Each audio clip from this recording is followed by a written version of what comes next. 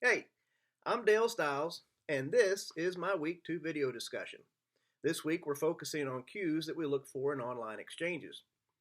Without verbal cues for tone, we have to find other ways to determine what the tone is. And I use colorful word choices or just come right out and say what mood I'm in. A lot of other people write one or two sentences with no background story, no real sense of what's going on, and no idea what their intended audience is. And as a result, unless I know them really well, I just scroll right on by because reacting or responding is almost sure to invite trouble. I'm just not going to second guess. I mean, they might be in a bad mood and I think it's a joke, or they might be joking and I think they're in a bad mood. It could be anything else too. I just keep on scrolling. I'm not going to mess with it. I use a lot of emojis, and I have since the '80s. I mean that might sound odd, but I was that kid in class that was doodling on my notes, and many of those doodles were of egg-shaped heads with fairly accurate placement of facial features, with eyebrows and mouths in a variety of different positions, and they expressed emotions. I use the rule of thirds and put the little egg in there, rule of thirds, here's the eye, here's where the ears are, here's where the little nose is. And then get really colorful with the eye shape, the eyebrow, and the mouth. I just had fun with it. I guess you could say I was doing emojis before emojis were cool. Memes or infographics have their place, but they're way overused, and many times they're just totally inaccurate. Um, I avoid using memes 99% of the time, and I usually don't react or respond to most of those memes. But unless I know for sure that the information that's on them is accurate, or it's actually funny, and it might cause a group of folks to laugh without being rotten to anyone but myself.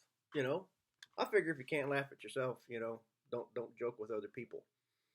So if I run across one like that, I might share one. Grammar and spelling are two other areas that I've used since junior high to express myself. If I want to say, you might be a redneck, I'll place, three O's and three U's next to each other to extend the vowel sounds. And that's a way of expressing that this is Jeff Foxworthy's brand of humor. My favorite Foxworthy redneck jokes are ones that I've actually encountered at some point in my life. For instance, if you mow your lawn and find a car, you might be a redneck.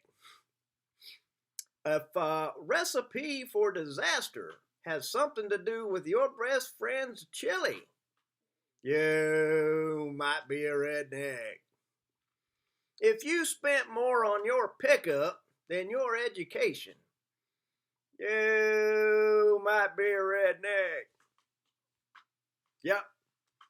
I didn't exactly find a car in my yard, but when I was a teenager, I did mow a lawn, and we did find stuff in the lawn. And then when I was when I was living in Florida, I lived in kind of a mixed community. I had a brand new house, nearly 3,000 square feet, but the house directly next to me was about a 1,500 square foot house. It was a modest home. A school teacher lived there with two of her kids. Phenomenal family. But they moved out one day. They just packed everything up and left, deserted the home, and moved a little closer to Orlando.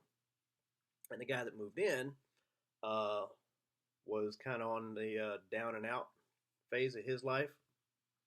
He'd been injured. He was a wrecker driver. He owned like a fleet of 18 um, tractor trailer type wreckers, and then a good 30, 40 of your standard wreckers.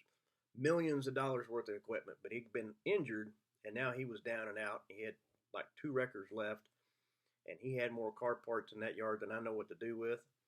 I told him, I said, look, dude, if you'll, tow that stuff out of the way, I'll come over with my rod and mower and I'll mow the lawn, so I don't have to look at it.